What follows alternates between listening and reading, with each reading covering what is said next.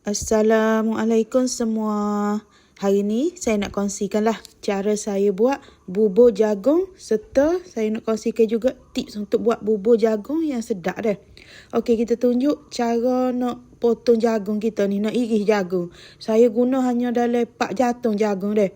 Tapi kalau kita nak buat jagung, bubur jagung ni kena cari jagung yang muda. Barulah dia sedap. Jangan jagung tua. Jagung tua ni nak buat apa-apa pun dia tidak sedap. Tambah-tambah kalau kita nak buat bubur jagung, memang kena cari jagung yang muda.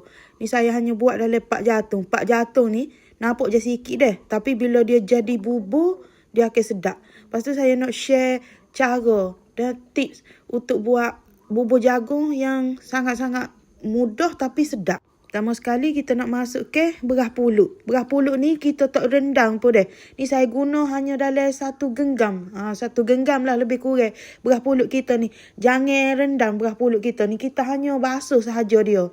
Basuh bersih. Lepas tu kita masuk ke dalam periuk kita. Lepas tu kita tambah ke dalam lebih kurang 2 helai lah daun pandai. Kita nak masuk beras pulut kita ni. Nak masak bukan siapa dia betul-betul masak pun. Kita nak masak bagi beras pulut kita ni dia kembang sahaja deh. Lepas tu bila kita masak beras pulut ni kita kena kacau bahagian bawah dia tu. Sebabnya kita takut dia berkeruk ataupun dia hangit. Memang kena kacau beras pulut kita sementara kita tunggu beras pulut kita ni dia kembang.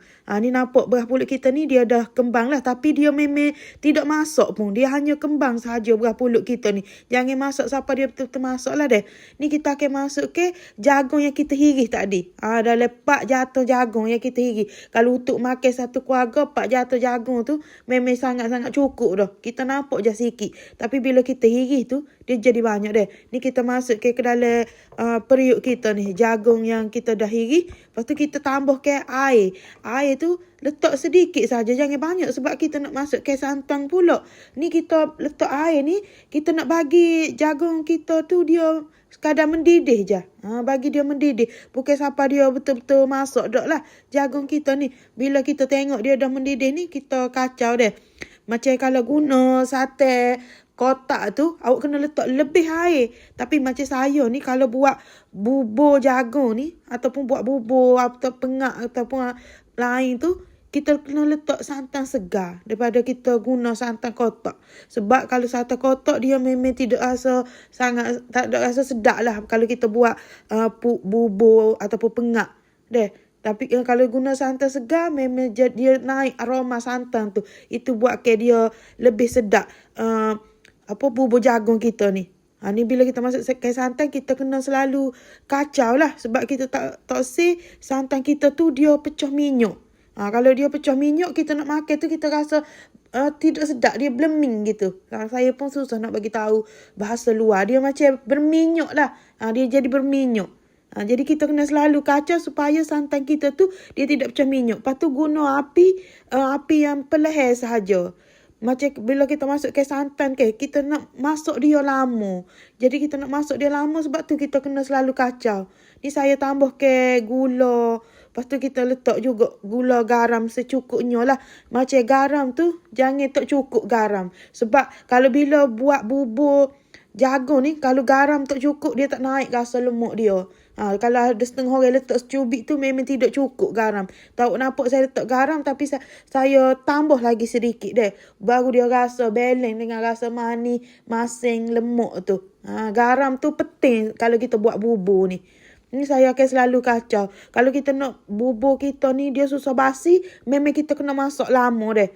Bila kena masak lama, dia kena selalu kacau lah santan kita ni. Supaya macam saya bagi tahu tadi, dia tidak pecah minyak.